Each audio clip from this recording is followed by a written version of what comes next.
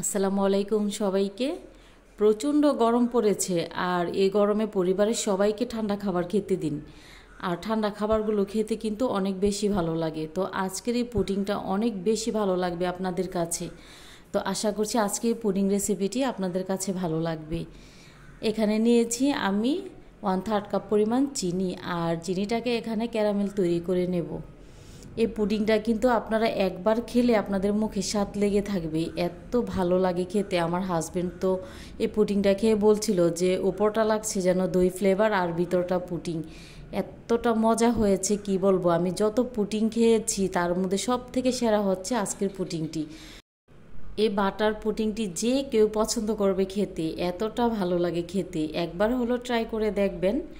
আর recipe ভালো লাগলে share করার অনুরোধ রইল, আর ভিডিওটি দেখে অবশ্যই একটি লাইক দিবেন। এখানে যখন ক্যারামেলটা তৈরি হয়ে গেছে ওই পর্যায়ে এখানে আমি দিয়ে দিয়েছি বাটার। আপনারা দেখতেই পেয়েছেন আমি কিন্তু ক্যারামেলটা বেশিক্ষণ জাল করিনি, জাস্ট সুন্দর একটা কালার চলে এসেছে ওই পর্যায়ে আমি এখানে বাটার দিয়েছি। আর বাটারটাকে দিয়ে একটু নাড়াচাড়া করে ভালো করে মিশিয়ে নিয়েছি। আর মিশিয়ে নেওয়ার পর এখানে দিয়ে দিলাম 2 কাপ দুধ। আর এই দুধটা আমি আগে থেকেই ঘন করে জাল করে নিয়েছিলাম। তো এখানে জাল করে নেওয়ার পর আমি নাড়াচাড়া করে ক্যারামেল এবং দুধ একসাথে মিলিয়ে নেব। আর অনেকটা ভালো করে মিশে যাবে কিছুক্ষণ জাল করে নেওয়ার পর। যেহেতু আমি আগে থেকে এই দুধ ভালো করে জাল করে নিয়েছিলাম, তাই এখন আর ভালো করে জাল করার প্রয়োজন নেই। একটি ভালো করে বলক চলে আসলে ওই পর্যায়ে আমি চুলার আঁচ অফ করে দেব। আর চুলার আঁচ অফ করে দিয়ে দেওয়ার পর দুধটাকে আমার ঠান্ডা করে নিতে হবে। এই পুডিংটা সেট করতে অবশ্যই দুধ ঠান্ডা করে নিতে হবে। তো এখানে আমি নিয়েছি 4টি ডিম। আর এই ডিমের মধ্যে আমি এখানে দিয়ে দিব ভ্যানিলা এসেন্স। আপনাদের ঘরে যদি ভ্যানিলা এসেন্স না থাকে তাহলে সেই পর্যায়ে আপনারা এখানে লেবুর রস দিতে পারেন। ডিমের গন্ধটা দূর করার জন্য এখানে আমি ভ্যানিলা এসেন্সটা ব্যবহার করেছি। আর এখানে দিয়ে দিয়েছি 1 চিমটি পরিমাণ লবণ। আর সবগুলো উপকরণ একটু ভালো করে মিশিয়ে নিতে হবে হ্যান্ড উইক্সের সাহায্যে। তো একটু ভালো করে মিশিয়ে নিচ্ছি। তো একটু ভালো করে মিশিয়ে নেওয়ার পর যে আগে থেকে দুধ আমি জাল করে নিয়েছিলাম, এই দুধটা অনেকটা ঠান্ডা হয়ে গেছে। আর ওই দুধ সম্পূর্ণ এখানে ঢেলে দিচ্ছি। আর ঢেলে দেওয়ার পর একটু ভালো করে নাড়াচাড়া করে মিশিয়ে নিতে হবে।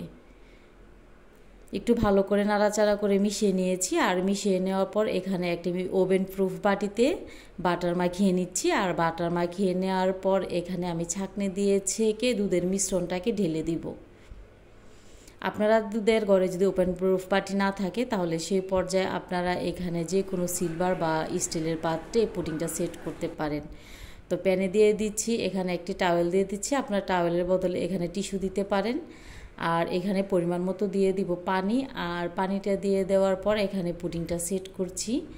আর এই পুডিংটা হতে বেশি সময় লাগে না, খুব তাড়াতাড়ি হয়ে যায়। আর খুব কম সময়ে পুডিংটা তৈরি করা যায়। ঢাকনার মধ্যে যদি কোনো ছিদ্র থাকে তাহলে ঢাকনার ছিদ্রটা ঢেকে দিতে হবে। আমি এটা 20 থেকে 25 মিনিটের মধ্যে আমার এই পুডিংটা সেট হয়ে গেছে। তো আমি আপনাদেরকে দেখাচ্ছি যে পুডিংটা সম্পূর্ণ আমার কমপ্লিট। তো একটি কাঠির সাহায্যে আপনাদেরকে চেক করে দেখাচ্ছি যে আমার পুডিংটা কতটা ভালোভাবে সেট হয়ে গেছে। আর এই পুডিংটা এখন আমি ঠান্ডা করার জন্য ফ্রিজে রেখে দেব। তো ফিরে এলাম 2 ঘন্টার পর। আর এই 2 ঘন্টার মধ্যে আমার পুডিংটা কিন্তু অনেকটা ঠান্ডা হয়ে গেছে। তো দুঃখিত, এই পুডিংটা যখন আমি কেটে নিচ্ছিলাম তো ওই পর্যায়ে আমার ক্যামেরা অফ ছিল, আমি ক্যামেরা অন করতে ভুলে গিয়েছিলাম, তাই কাটাটা আপনাদেরকে আমি দেখাতে পারিনি। আপনারা আপনাদের পছন্দ মতো কেটে পুডিংটা সেট করতে পারেন। তো কেমন লেগেছে অবশ্যই আমাকে কমেন্ট করে জানাবেন এই পুডিংটি। আর তৈরি করার পর অবশ্যই আমাকে কমেন্ট করবেন যে খেতে কেমন হয়েছে। সবাই খুব ভালো থাকবেন, সুস্থ থাকবেন। আল্লাহ হাফিজ, আসসালামু আলাইকুম।